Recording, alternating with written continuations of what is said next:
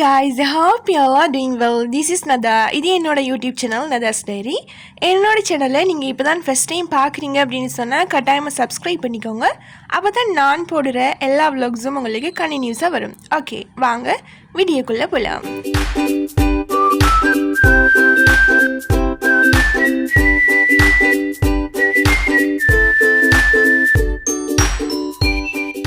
இன்றைக்கி என்ன விலாக் அப்படின்னு சொல்லிட்டு உங்களுக்கு ஒரு ஐடியா ஒன்று வந்திருக்கும் இல்லையா? பிகாஸ் தமிழில் பார்த்தாலே உங்களுக்கு தெரிஞ்சிருக்கும். ஸோ இன்றைக்குமே ஒரு இன்ட்ரெஸ்டிங்கான யூனிவர்சிட்டி விலாகை தான் நான் உங்களோட ஷேர் பண்ண போகிறேன். நிறைய பேர் கேட்டிருந்தாங்க, யூனிவர்சிட்டி படிக்கிறதுக்கு எவ்வளோ செலவாகும், அதோடு சேர்த்து ஒவ்வொரு நாள் டெய்லி எக்ஸ்பென்சஸ், இப்படியான விஷயங்கள் எல்லாம் என்னோட ஷேர் பண்ணுங்க அப்படின்னு சொல்லிட்டு இல்லையா? ஸோ அந்த விலாக்ஸ் எல்லாம் நான் அடுத்தடுத்த வீடியோவில் கட்டாயம் அப்லோட் பண்ணும் அப்படின்னு சொல்லிட்டு இருக்கிறேன். ஸோ அந்த வீடியோஸ் எல்லாமே நீங்கள் கண்டினியூஸாக பாருங்கள். இன்றைக்கி என்ன விலாக் அப்படின்னு சொல்லிட்டு பார்த்தீங்கன்னா, என்னோட யூனிவர்சிட்டி டேயில் நான் என்னென்ன விஷயங்கள் எல்லாம் இன்றைக்கி செஞ்சேன் அப்படிங்கிறத தான் உங்களோட ஷேர் பண்ண போகிறேன். ஸோ வீடியோ இன்ட்ரெஸ்டிங்காக இருக்கும், ஸ்கிப் பண்ணாமல் லாஸ்ட் வரைக்கும் பாருங்கள். நான் உங்களுக்கு ஆல்ரெடி சொல்லியிருந்த மாதிரி எனக்கு இந்த செமஸ்டர் முடிய போகுது இல்லையா? இன்னும் 1 day தான் இருக்குது. ஐ மீன் நாளையோட பார்த்தோம் அப்படின்னு சொன்னால் 3rd year ஃபர்ஸ்ட் செமஸ்டர் எனக்கு முடியுது. அதுக்கு பிறகு எங்களுக்கு ஆகஸ்ட் 10 எக்ஸாம் எல்லாம் ஸ்டார்ட் ஆகிறதுனால இப்போ இருக்கிற ரீசெண்ட் டேஸாக எங்களுக்கு ஒவ்வொரு சப்ஜெக்ட்லேயுமே டிஸ்கஷன் கிளாஸ் மாதிரி போகுது. இந்த 6 மாதத்தில் நாங்கள் என்னென்ன படித்தோம் அப்படிங்கிறத ஒரு குயிக் ரிவிஷன் மாதிரி என்ன செய்வாங்க அப்படின்னு சொன்னால் பண்ணுறாங்க. ஸோ அதுக்கெல்லாம் கட்டாயம் போகணும் அப்படிங்கிறதுனால நான் லாஸ்ட் மினிட் வரைக்குமே லெக்சர்ஸ் கட் பண்ணாமல் போயிருந்தேன். ஸோ இந்த டிஸ்கஷன் கிளாஸஸில் பார்த்தோம் அப்படின்னு சொன்னால் லாஸ்ட் மினிட்ல என்னென்ன கொஷின்ஸ் வரும், என்னென்ன வராது, இப்படியான சில விஷயங்களும் சொல்கிறதுக்கான வாய்ப்புகள் கூட இருக்குது இல்லையா? இதெல்லாம் நாங்கள் பேஸ் பண்ணி படிக்கணும், எந்தெந்த தியரிஸ், ஐ மீன் என்னென்ன சப்ஜெக்டை நாங்கள் மெயின் பண்ணணும், இப்படியான விஷயங்கள் எல்லாம் அடிக்கடி சொல்லுவாங்க. அப்படிங்கிறதுனால நான் இந்த டிஸ்கஷன் கிளாஸுக்கு ஆல்மோஸ்ட் போவேன். ஸோ இன்றைக்குமே அதே மாதிரியான ஒரு செஷன் தான் இருந்துச்சு. ஆனால் அந்தளவுக்கு இல்லை, இன்றைக்கி கொஞ்சம் தியரியோடு போணுச்சு. உண்மையாகவே இந்த டிஸ்கஷன் கிளாஸஸ் நடக்கும்போது தான் விளங்கும் என்ன அப்படின்னு சொன்னால் எவ்வளோ ஸ்பீடாக இந்த 6 months போயிருக்குது அப்படின்னு சொல்லிட்டு இல்லையா? இப்போ தான் செமஸ்டரே ஸ்டார்ட் ஆகின மாதிரி இருக்கும், அதுக்குள்ளே எக்ஸாம்லாம் நடந்து முடிஞ்சிடும் அப்படின்னு சொல்லக்கூடிய ஒரு தருவாயில் தான் இருக்கிறோம். ஸோ உண்மையாகவே அவ்வளோ ஒரு ஹார்டான ஒரு சிச்சுவேஷனே அப்படின்னு சொன்னால் இன்னும் 2 weeks மாதிரி தான் எங்களுக்கு எக்ஸாமுக்கு இருந்துச்சு. கிட்டத்தட்ட ஒரு 7 module நாங்கள் படிக்கணும். அதோடு சேர்த்து படித்து தந்த எல்லா விஷயங்களையும் நாங்கள் ஃபுல்லாக கவர் பண்ணணுமே.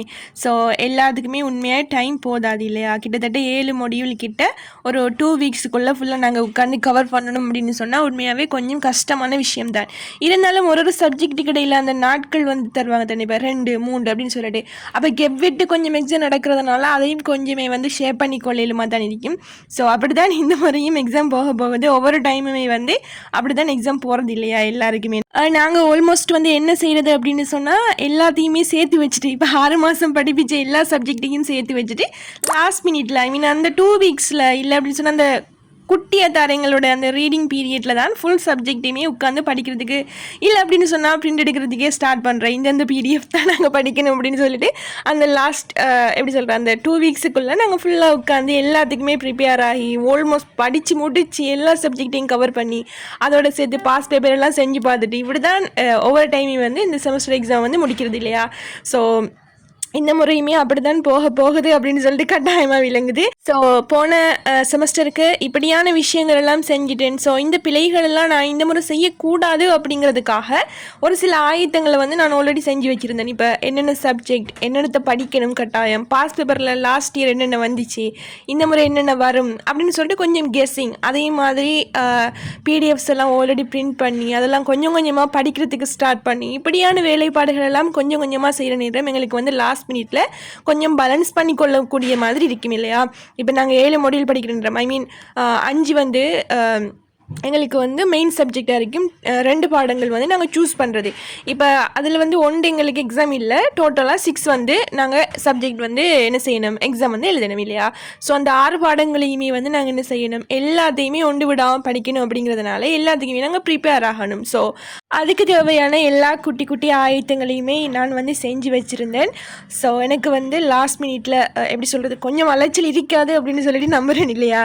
லாஸ்ட் செமஸ்டரில் கொஞ்சம் எல்லாமே கொஞ்சம் நான் ஆல்ரெடி ஷேர் பண்ண வீடியோவில் போட்டிருப்பேன். கொஞ்சம் என்ன செஞ்சுட்டு அப்படின்னு சொன்னால் கொஞ்சம் ட்ரிகர் ஆகிடு, எல்லாத்தையுமே லாஸ்ட் மினிட்ல உட்காந்து படிக்கணும் அப்படின்னு சொல்லக்கூடிய ஒரு சிச்சுவேஷனுக்கு வந்தாச்சு. ஸோ இந்த முறை அந்த எப்படி சொல்கிறது, அந்த தவறை இந்த முறை செய்யக்கூடாது அப்படிங்கிறதுனால நான் ஆல்ரெடி கொஞ்சம் கொஞ்சமாக எல்லாத்துக்குமே ப்ரிப்பேர் மாணவராக இருந்தேன். ஸோ இந்த டிப்ஸை வந்து நீங்கள் ஃபாலோ பண்ணிக்கொள்ளலாம் இல்லையா. நீங்கள் வந்து எக்ஸாம் எழுதுகிறவங்களாக இருந்தால், செமஸ்டர் எக்ஸாம்ஸ் எல்லாம் எழுதுகிறவங்களாக இருந்தால் லாஸ்ட் மினிட்ல உட்காந்து படிக்காமல் கொஞ்சம் கொஞ்சமாக படித்து சேர்த்தேன் அப்படின்னு சொன்னால் எங்களுக்கு வந்து லாஸ்ட் மினிட்ல என்ன செய்யாது, அந்தளவுக்கு வந்து ஹெவியாக இருக்காது இல்லையா. ஸோ அதை வந்து நீங்களுமே வந்து ஃபாலோ பண்ணிக்கொள்ளலாம். ஸோ இனி வரக்கூடிய காலங்களில் நான் அதை வந்து கட்டாயமாக ஒரு ஸ்ட்ரிக்டாக ஃபாலோ பண்ணுறேன் அப்படின்னு சொல்லிட்டு ஒரு ரிசல்யூஷனில் இருக்கேன்.